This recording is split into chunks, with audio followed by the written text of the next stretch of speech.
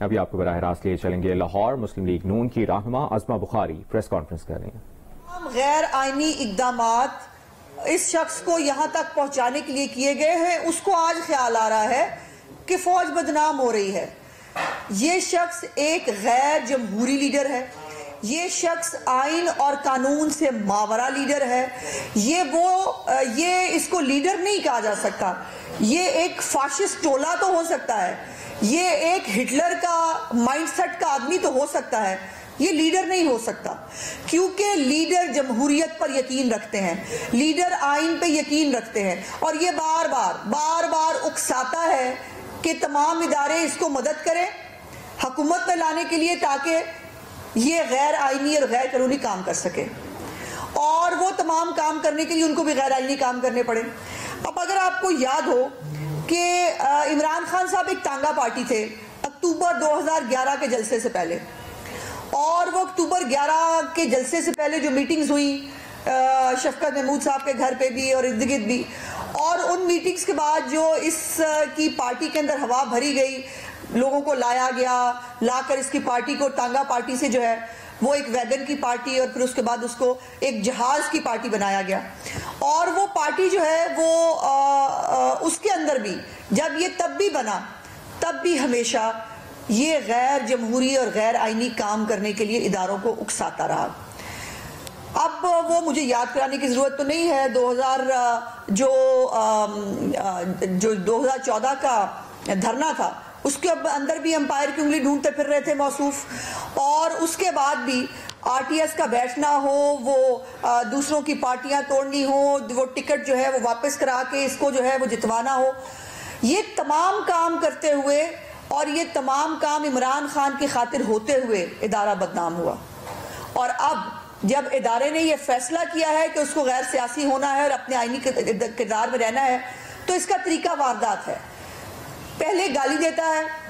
جب گالی دے کے کام نہیں بنتا پھر یہ پیر پکڑ لیتا ہے، پھر جب پیر پکڑ کے کام نہیں بنتا پھر گالی دینے پہ غصہ آتا ہے۔ یہ سرکل ہے، گالی دو پیر پکڑو، گالی دو پیر پکڑو، اور یہ اس سرکل کے اندر گھومتا ہے۔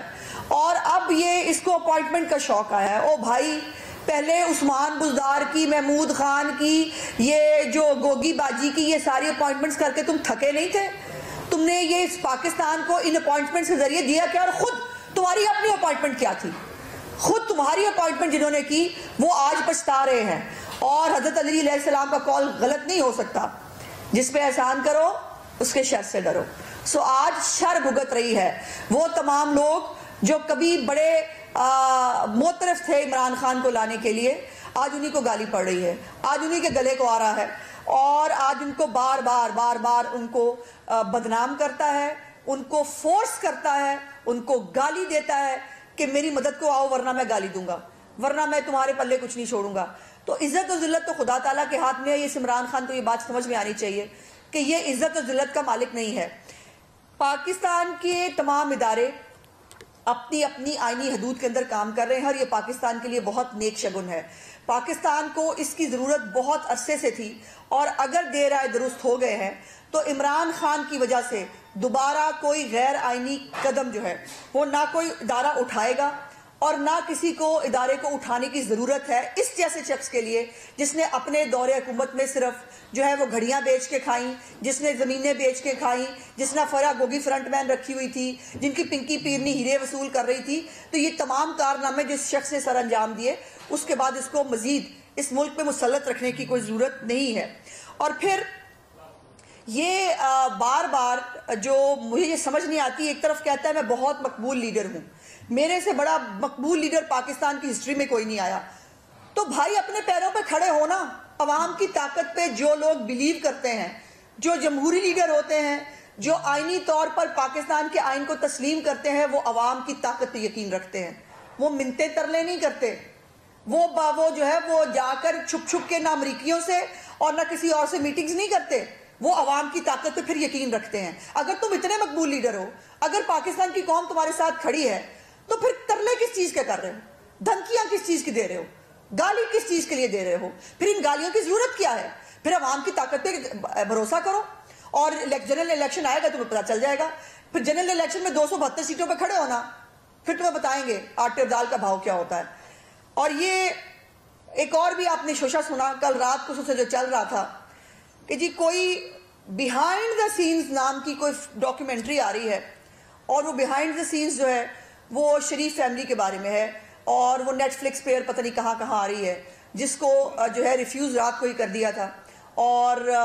جن چند لوگوں نے انٹرنیشنل جرنلسٹ نے یا کسی نے اگر وہ کی تھی، انہوں نے ڈیلیٹ کر دی، معذرت کی۔ ان بے شرموں کا اندازہ لگائیں کہ ان کے پیڈ جو اکاؤنٹس ہیں وہ سب آج بھی ان کے وہاں پر وہ موجود ہے۔ میں صرف عمران خان صاحب کو ایک بات کہنا چاہتی ہوں، عمران خان صاحب بیہائنڈ دا سینز کی بات آپ اور آپ کی پارٹی نہ کیا کریں، چونکہ بیہائنڈ دا سینز جو آپ کے کرتوت ہے نا، جو آپ کا ماضی اور آپ کا حال ہے نا، وہ اتنا گندا اور گھنونا ہے کہ نہ اس پہ بات ہو سکتی ہے، نہ وہ کسی سے کی جا سکتی ہے، نہ کسی کو دکھائی جا سکتی ہے۔ سو بیہائنڈ سینز کی بات کریں گے تو بیہائنڈ دا سینز آپ کا بہت گندا ہے۔ سو شیشے کے گھر میں بیٹھ کر پتھر مت مارے، ورنہ آپ کا ایسا بیہائنڈ دا سینز نکلے گا کہ آپ کو، اور آپ کو پتا ہے، مزے کی بات ہے، آپ کو نہیں پتا آپ کے بیہائنڈ دا سینز کیا ہے، آپ کو پتا ہے، آپ جانتے ہیں۔ سو مہربانی کریں بیہائنڈ دا سینز کی بات نہ کیا کریں، اس اوپر کے بعد ڈاکیومنٹری اور کتابوں کی بات بھی نہ کیا کریں، کیونکہ جو ڈاکیومنٹری اور جو کتابیں آپ کے بارے میں لکھی جا چکی ہیں،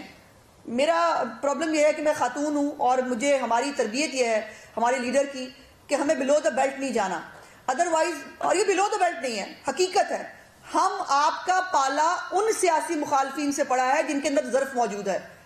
کہ بہت ساری باتیں جو سچ ہیں، جو حقیقت ہے، جن کو جو آپ کا ماضی اور آپ کا حال ہے،